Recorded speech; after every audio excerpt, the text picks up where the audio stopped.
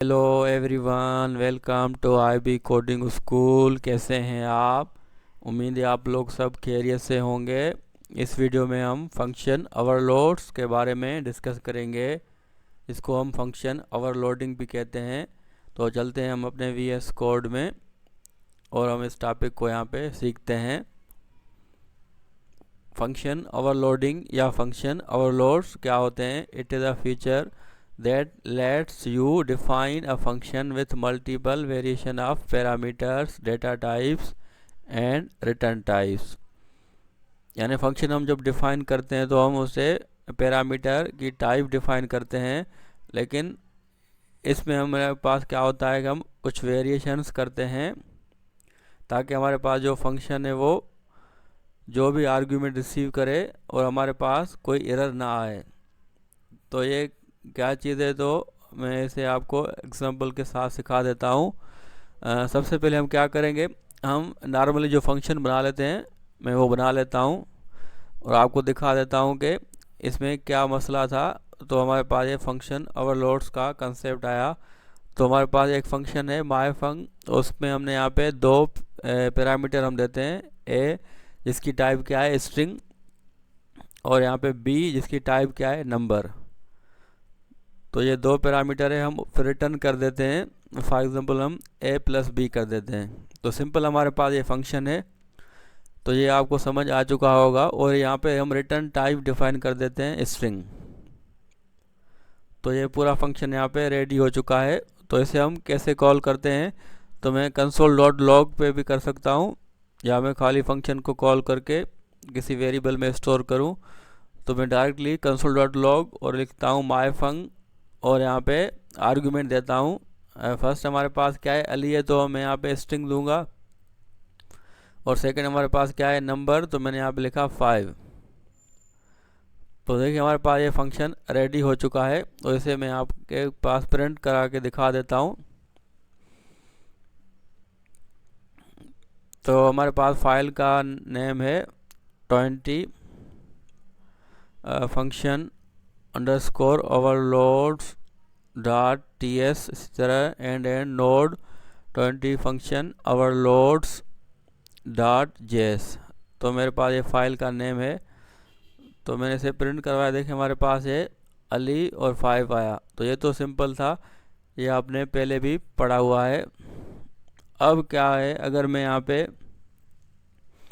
इसे हटा दूँ और यहाँ पे लिखूँ 5 और अली, मैंने यहाँ पे देखें ऑर्डर चेंज किया है मेरे पास दोनों स्ट्रिंग भी है और यहाँ पे नंबर भी है। तो ये मेरे पास यहाँ पे ये एरर शो कर रहा है।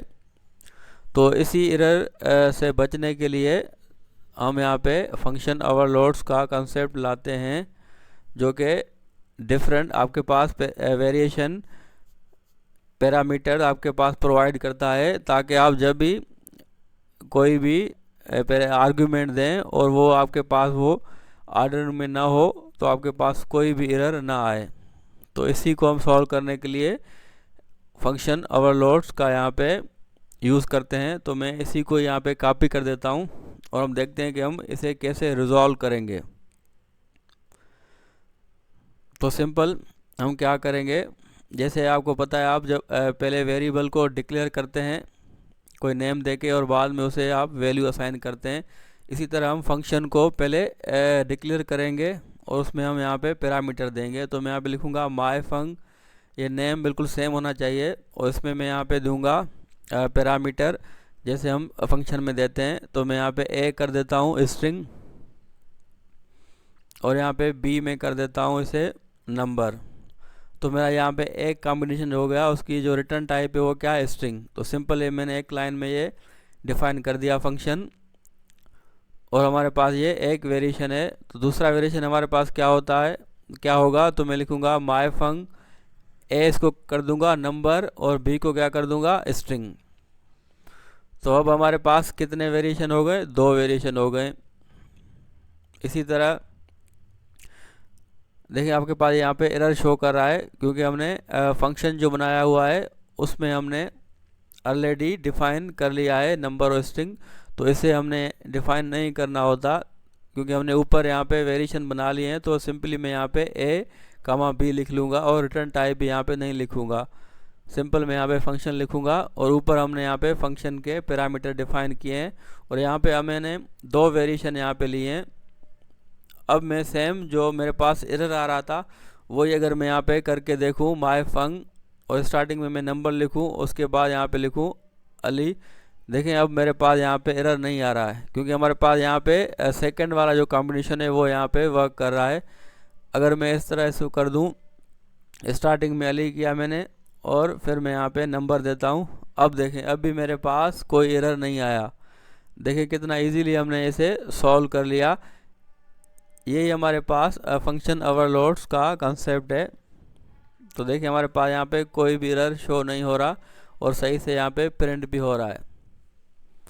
इसी तरह आप एक और कॉम्बिनेशन भी यहाँ पे कर सकते, जितने चाहें आप यहाँ पे वेरिएशन पैरामीटर के यहाँ पे दे सकते हैं। तो मैं यहाँ पे दोनों नंबर कर देता हूँ। तो यहाँ पे आपके पास एरर शो कर रहा है, तो इसके लिए मैं यहाँ पे डिफाइन कर दूंगा ए को मैं क्या कर दूंगा, ए हमारे पास ऑलरेडी नंबर है, बी को मैं यहाँ पे नंबर कर दूंगा और रिटर्न टाइप भी हमारे पास क्या होगी, नंबर। अब देखें हमारे पास यहाँ पे कोई भी एरर शो नहीं हो रहा। तो हमारे पास यहाँ पे 3 कॉम्बिनेशन हो गए। तो यहाँ पे देखें लिखा हुआ आ रहा है कि ओवरलोड्स। तो इसी तरह आप यहाँ पे फंक्शंस का यूज़ कर सकते हैं। और अगर मैं यहाँ पे तीसरा आर्गुमेंट दूँ और ऐसे मैं क्या दूँ, एक स्ट्रिंग देता हूँ फॉर एग्जांपल एमन, अब देखिए हमारे पास अब एरर यहाँ पे शो करेगा। तो इसके लिए भी हम यहाँ पे एक और बना लेंगे कॉम्बिनेशन। फर्स्ट हमारे पास नंबर, उसके बाद भी नंबर, और जो सी हमारे पास वो क्या है, उसे हम यहाँ पे स्ट्रिंग कर देते हैं। और यहाँ पे भी मैं इसे ऐड कर दूंगा सी प्लस सी। अब देखें हमारे पास इसे अगर मैं यहाँ पे चला दूं, देखिए हमारे पास यहाँ पे एरर शो करेगा। तो ये अगर आपने फंक्शंस पढ़े हुए हो तो आपको ये पता चल गया होगा ये एरर क्यों शो कर रहा है।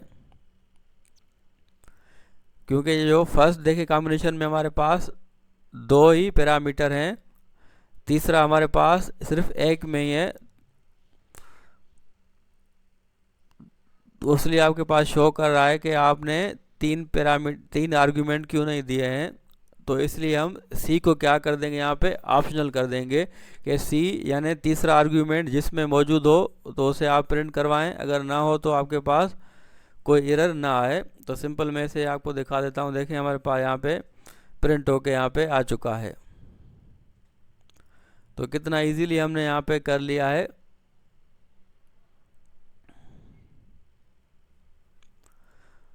तो यही हमारे पास अब फंक्शन ओवरलोड्स का कंसेप्ट था। तो मैंने यहाँ पे लिखे अब बुलियन लिखा है, अब आपके पास यहाँ पे एरर शो करेगा। तो सिंपल आप क्या करेंगे, बी को ऐसे यहाँ पे बुलियन कर देंगे, यानी नंबर और बुलियन का यानी कॉम्बिनेशन हो गया। अगर नंबर और स्ट्रिंग और बुलियन हो तो उसके लिए भी आप अलग से फंक्शन को डिफाइन कर देंगे। देखिए यहाँ पे एन आ रहा है, नॉट अ नंबर, क्योंकि हमने यहाँ पे ट्रू लिखा है तो 10 ट्रू से ऐड नहीं होगा। तो इसलिए आपके पास ये NaN आ रहा है, यानी नॉट अ नंबर। तो कितना इजीली हमने यहाँ पे फंक्शन ओवरलोड्स को कवर कर लिया है। उम्मीद है आपको ये समझ आ चुका होगा। तो इंशाल्लाह हम नेक्स्ट वीडियो में कोई और टॉपिक आपके लिए लाएंगे। तो वीडियो देखने का बहुत बहुत शुक्रिया। अपना ख्याल रखें। अल्लाह हाफिज़।